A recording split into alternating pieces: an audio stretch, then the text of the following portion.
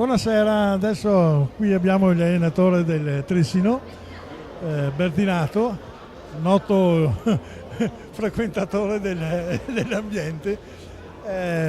Cosa ci dici di questa partita? Non ci sono grandi cose da dire, però sentiamo un po' il tuo parere della tua squadra e anche quello del periodo.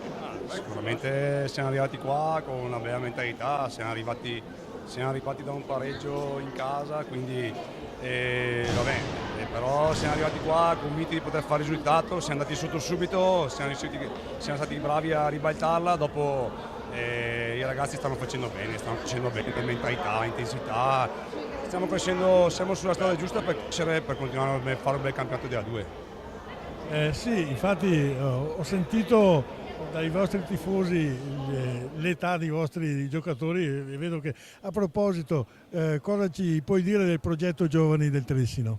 Sicuramente questa sera avevamo solo il portiere che aveva 18 anni, gli altri tutti sotto, ho fatto giocare due degli under 17, Mazzaggio e Ciambetti, quindi è un bel progetto, gli altri fanno ancora le 19, ultimo anno, quindi è un bel progetto Giovani del Trissino che stiamo lavorando bene, dai, anche lì sul settore giovanile. Dai.